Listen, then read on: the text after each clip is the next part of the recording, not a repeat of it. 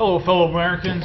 It is time to stop these wars. Our current foreign policy is completely in opposition to what the history is, to what the history says that we should do.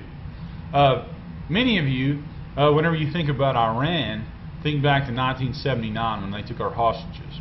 Well, in 1953, Dwight Eisenhower used the CIA to overthrow the Prime Minister of Iran to protect British oil interests. Soon after that, the Shah of Iran was put in place. He was a brutal dictator. Finally, in 1979, the year that we hear so much about, the Iranian people overthrew the Shah of Iran, the brutal dictator which we had installed. They were pissed off at us, so they happened to take some of our people hostage from the embassy.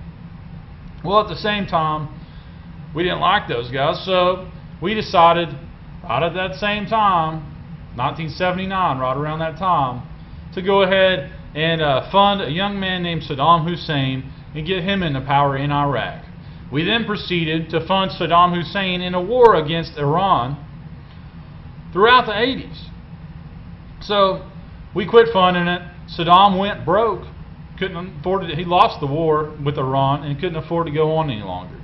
He thought he would make a bet and go ahead and invade Kuwait, and maybe we wouldn't do anything about it. So Saddam invaded Kuwait, and of course he bet wrong. We went in with the original Desert Storm, and took him out of that.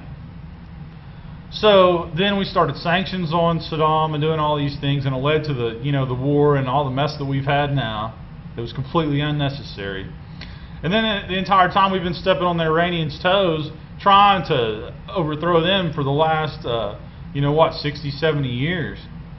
I mean, we did successfully coup their original government, but we've been stepping on them for a long time. During all the midst of that, we were trying to put the Russians out of business as well. So in the late 70s, about that same time,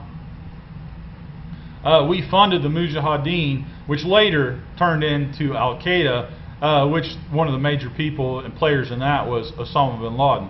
So Osama bin Laden was our tool to tie up the Russians in Afghanistan and break them. So Afghanistan broke the Russians.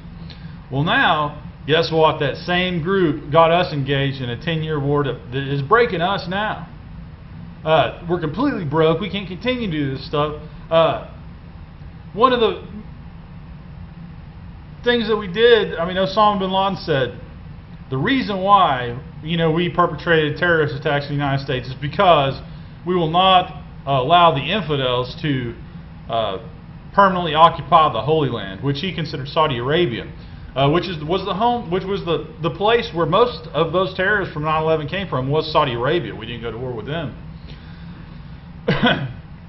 So with that said, we had put bases in Saudi Arabia because of the whole thing in the Middle East, and then we suffered the terrorist attacks of 9/11 and those, and obviously, that it was made an issue. Osama bin Laden made it an issue that we had the bases in Saudi Arabia. Guess what, people? In 2003, without very much uproar, without any much coverage in the media or anything, the United States removed those bases from Saudi Arabia. So the rest of the world is tired of us occupying them. They're tired of us in their countries with our soldiers doing the things that we want them to do and pushing our agenda all the time. Just because what's good for us is not always what's good for the rest of the world, and we need to realize that. Some people don't like some of the things that we do, and we're not always on the right side. Was Eisenhower right to use the CIA to overthrow a prime minister of another country because his British buddies was worried about the nationalization of the oil supply? That's completely stupid. That's what we're fighting over right now, is oil. So wake up, America. It's time to stop these unconstitutional wars. If they want to go to war, let Congress declare it. Hell with this president. The president's just declaring wars and sending our men and women off to die. The men and women going off to die, they don't get to vote, but they sure as hell get to take a lot of bullets. So anyways, think about that.